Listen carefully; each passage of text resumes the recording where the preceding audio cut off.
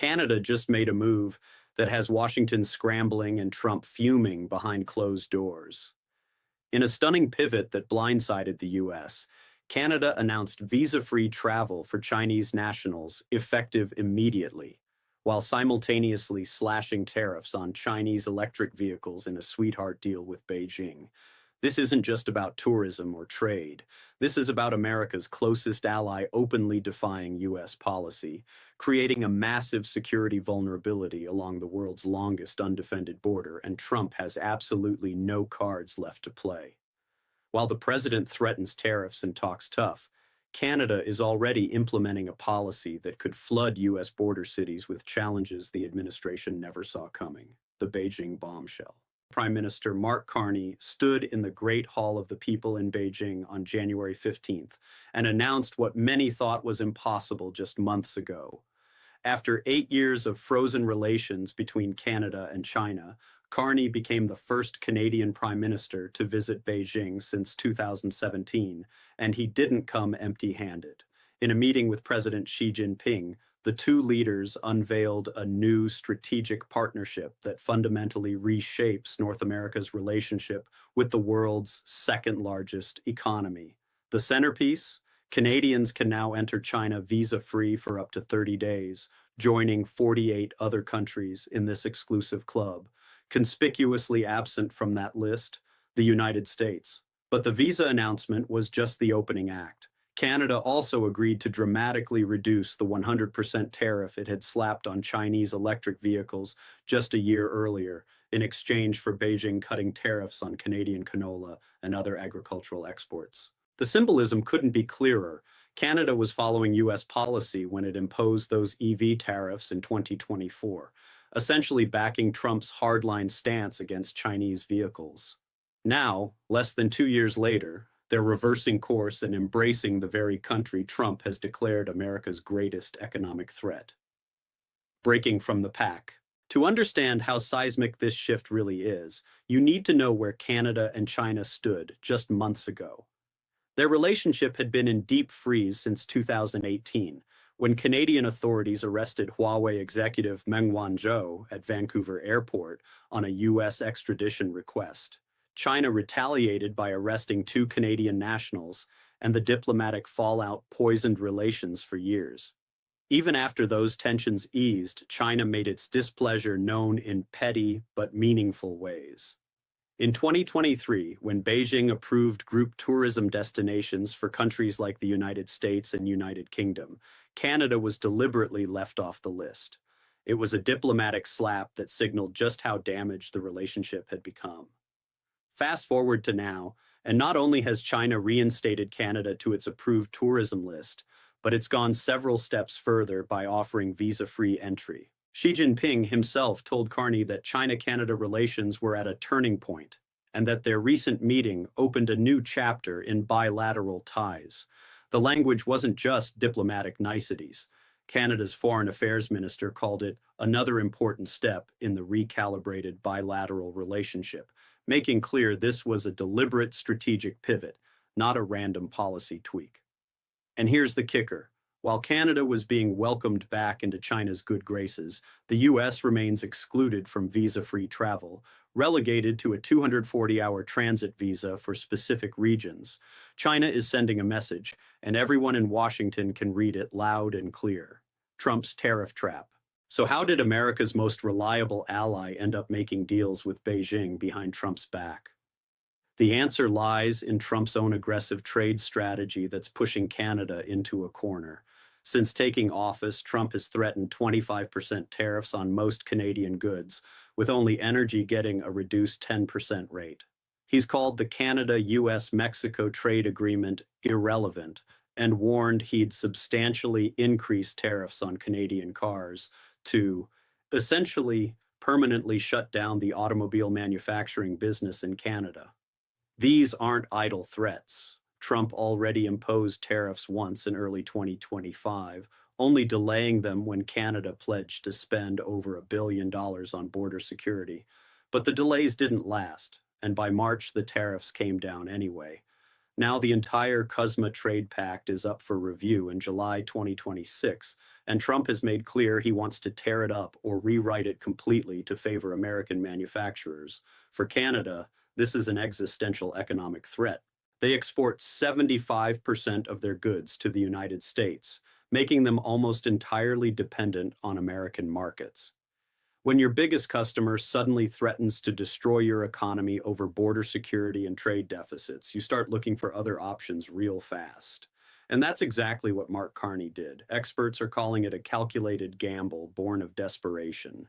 Edward Alden, a senior fellow at the Council on Foreign Relations, put it bluntly. Canadians now view the economic risks posed by the U.S. as far greater than those from China. This is a substantial development. Think about that for a second. America's closest ally, a country that shares the longest undefended border in the world with the U.S., now sees Washington as a bigger economic threat than Beijing. That's the direct result of Trump's hardball tactics backfiring spectacularly. The border security time bomb, but here's where this gets really problematic for Trump and U.S. border cities. While everyone's focused on the trade implications, there's a massive security vulnerability that visa-free travel creates, and it's one Trump has absolutely no control over. The U.S. northern border is already seeing a surge of Chinese nationals crossing illegally. In fiscal year 2024, Border Patrol caught 12,414 Chinese nationals trying to enter the U.S. from Canada. So far in fiscal 2025, that number sits at 4,042, though the fiscal year isn't over. Now compare that to just a few years ago when these numbers were in the hundreds, not thousands.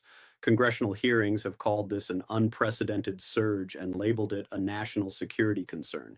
Immigration experts are sounding alarms about what visa-free travel could mean for these already troubling numbers.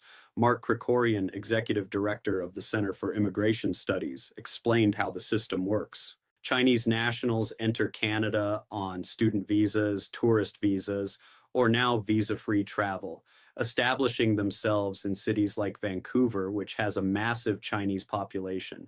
From there, they use established smuggling networks to cross into the U.S. It would make perfect sense that they would use pre-existing Chinese communities and networks as the medium through which they get into Canada, and then it's kind of a jumping off point to get into the United States, Krikorian told Fox News. And here's what makes visa-free travel so dangerous from a security standpoint. There's no visa application, no background check, no record of who's entering Canada before they arrive. A Chinese national can literally decide today to fly to Toronto tomorrow, no questions asked. Once they're in Canada, the 5,525-mile border with the U.S. becomes their playground. Border Patrol can't track who entered Canada visa-free, can't anticipate where crossing attempts might happen, and can't coordinate with Canadian authorities who themselves don't know who's in their country. For U.S. border cities from Washington state to Montana to North Dakota to New York, this creates an enforcement nightmare that's virtually impossible to solve.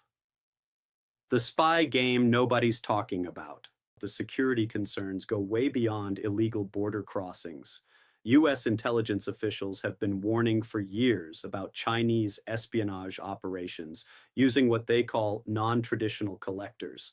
These aren't trained spies with diplomatic cover. They're students, researchers, tourists, and business travelers who gather intelligence and technology on behalf of Beijing. Canada's own intelligence service, CSIS, has repeatedly warned that China represents the most significant and clear challenge for espionage targeting Canadian universities and research institutions. The former CSIS director explicitly stated that China uses people with little to no formal intelligence tradecraft training, but are often in a position to acquire vast quantities of data or knowledge. Now imagine flooding that system with unlimited visa-free travelers from China. Congressional testimony before the House Homeland Security Committee described the surge of Chinese nationals at U.S. borders as presenting a major national security vulnerability ripe for exploitation. Representatives warned that transnational criminal organizations and the CCP see our open border as an opportunity.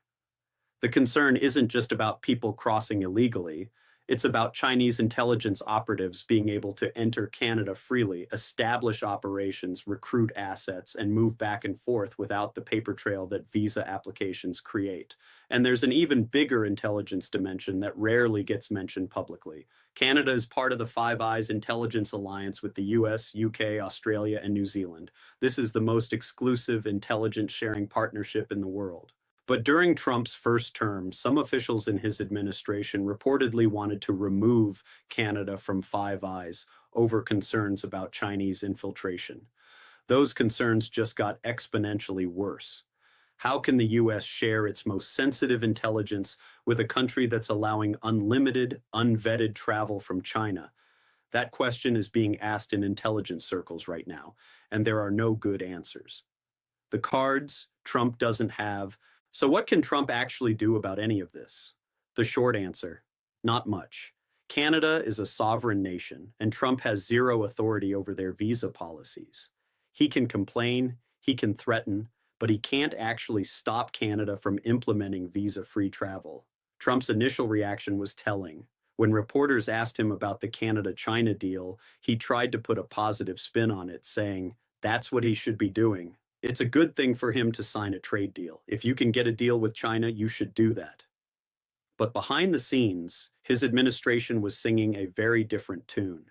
U.S. Trade Representative Jamieson Greer called the agreement problematic and suggested Canada would regret allowing Chinese EVs into their market.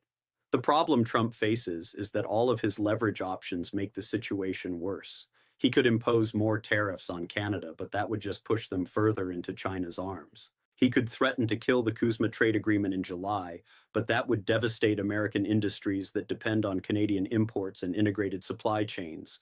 He could reduce intelligence sharing through Five Eyes, but that would hurt U.S. security as much as Canada's.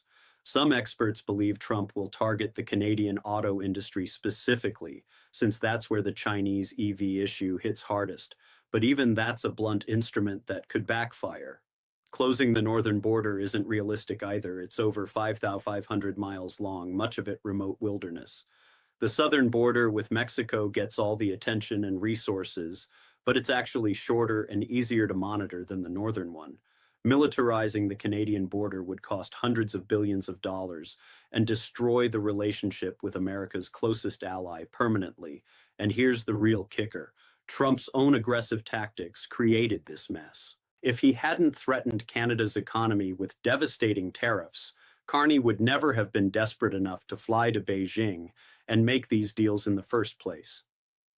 Trump's hardball approach was supposed to bring Canada to heel. Instead, it drove them straight into Xi Jinping's embrace, China's masterclass in geopolitical chess. While Trump scrambles to respond, Beijing is sitting back and watching its strategy play out perfectly. China didn't just get a trade deal or visa-free travel arrangements, they accomplished something far more valuable, driving a wedge between the United States and its most important ally. Think about what China achieved here. They got Canada to reverse its 100% tariffs on Chinese EVs, opening up the North American market for Chinese auto manufacturers. They secured better access for their tourists and business travelers to a G7 nation that shares a wide-open border with the United States. They demonstrated to the world that Trump's aggressive trade tactics can be exploited and turned against American interests. And perhaps most importantly, they showed other U.S. allies that there's an alternative to Washington's demands. The timing couldn't be better for Beijing. The CUSMA review is coming up in July, and Canada now has options it didn't have before. If Trump pushes too hard on trade concessions, Carney can point to China and say, "We don't need you as much as you think." That fundamentally changes the negotiating dynamic. Experts are calling this a watershed moment. When your closest ally openly states they view you as a bigger economic threat than your greatest geopolitical rival, something has gone catastrophically wrong with your foreign policy. This is a significant shift in Canada's economic relations, said Edward Alden from the Council on Foreign Relations. The Trump administration's protectionist trade policies are having the opposite of their intended effect. Instead of making America stronger, they're isolating the country and pushing allies toward China. Beijing couldn't have scripted it better if they tried. The fracture that can't be fixed. Here's what keeps national security experts up at night about all of this. The Canada-China visa deal isn't just a temporary policy that can be reversed when political winds shift. It's part of a broader realignment that could permanently reshape North American security and economic relationships. Canada has now publicly committed to this new strategic partnership with China. Mark Carney staked his political reputation on it. Reversing course would be seen as capitulation to Trump's threats, which would be political poison for any Canadian leader. So even if Trump wanted to negotiate a compromise, Carney can't back down without looking weak. Meanwhile, the security vulnerabilities this creates for U.S. border cities are real and growing. There's no mechanism to track who enters Canada visa-free from China. There's no way to prevent those individuals from attempting to cross into the U.S. And there's no realistic way to secure a 5,525-mile border that was designed to be undefended because both countries trusted each other. That trust is eroding fast. Trump administration officials have already floated ideas like removing Canada from Five Eyes and renegotiating Great Lakes management agreements. Those aren't just policy disputes, they're the foundations of the US-Canada alliance crumbling. And for what? Trump's tariff threats were supposed to force Canada to strengthen border security and accept unfavorable trade terms. Instead, they've created a situation where Canada is actively pursuing alternatives to U.S. trade, opening their doors to Chinese travelers and reversing policies they'd aligned with Washington on just a year ago. Analysts warn that the Canada-China deal will make the talks more complicated when CUSMA review negotiations begin. That's diplomatic speak for Trump has lost massive leverage and Canada knows it. The president who wrote The Art of the Deal just watched his closest ally make a deal with his biggest rival, creating security and economic headaches he has no way to solve. And the worst part? It didn't have to be this way. If Trump had worked with Canada instead of threatening them, if he'd treated them as a partner instead of an adversary, Carney would never have needed to fly to Beijing in the first place. But that's not how this administration operates. They see every relationship as a zero-sum game where someone has to lose. The problem is, this time America might be the loser. Visa-free travel between Canada and China is now reality. Chinese nationals can enter Canada without any advanced screening, documentation, or background checks. From there, the northern border stretches 5,525 miles with minimal security. U.S. border cities are about to face challenges they've never dealt with before. And Trump, for all his tough talk and tariff threats, has no cards left to play that don't make the situation even worse. That's not just a policy failure. That's a strategic disaster that could reshape North American security for decades to come. And Beijing is watching it all unfold, knowing